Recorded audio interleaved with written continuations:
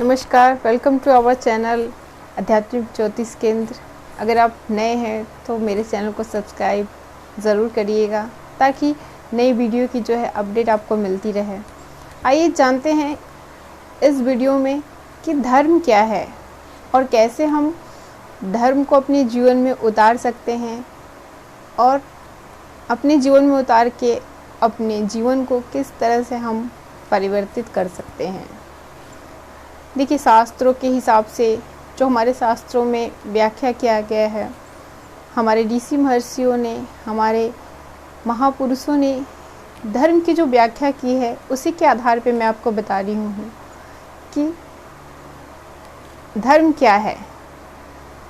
बहुत बार ऐसा होता है, मैं बहुत लोगों को ऐसा लगता है कि वो पूजा पाठ कर रहे हैं या अमुक जाति के हैं, अमुक संप्रदाय के हैं। मैं किसी का नाम नहीं ले रही हूँ। बहुत बार ऐसा होता है कि लोग किसी भी ब्राह्मण समुदाय के हैं या फिर किसी भी संप्रदाय से हैं, तो उन्हें लगता है कि वो बहुत धार्मिक हैं, या जो लोग पूजा पाठ करते हैं उन्हें लगता है कि हम बहुत धार्मिक हैं। लेकिन अगर आप शास्त्र के हिसाब से, शास्त्र के अंतर्गत अगर बात करें, तो उन दोनों में बहुत ही विभिन्नता देखने को मिलती है। कैसे? शास्त्र कहते हैं कि धर्म का अर्थ ही है जिसे मन से धारण किया जा सके, जिसको अपने जीवन में आप उतार सके, अपने जीवन में धारण कर सके।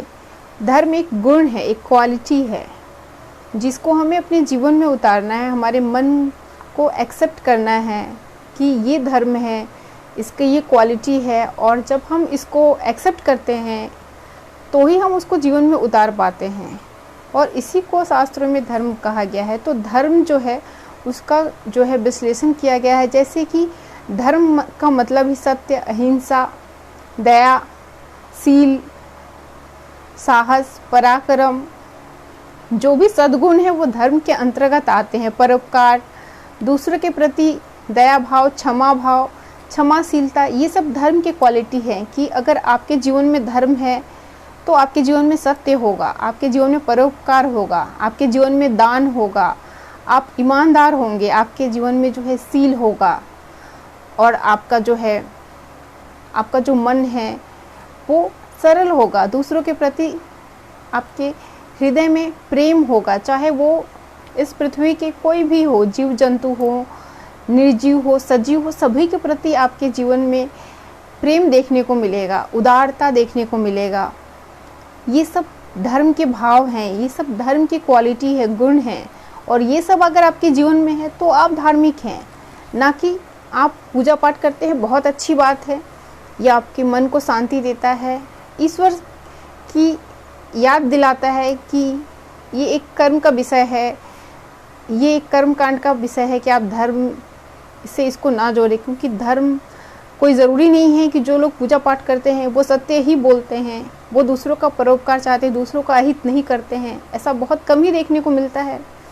उसमें बहुत सारी चीज़ें आ जाती हैं पाखंड में, उसमें नहीं जाना चाहती हूँ। मैं जो शास्त्रों में मुझे जो समझ में आया, मैंने जो अध्ययन किया, उसके आधार पे आपको बता रही हूँ कि शास्त्र के अनुसार ये धर्म है। वहाँ पे कहीं भी ऐसा वर्णन नहीं है।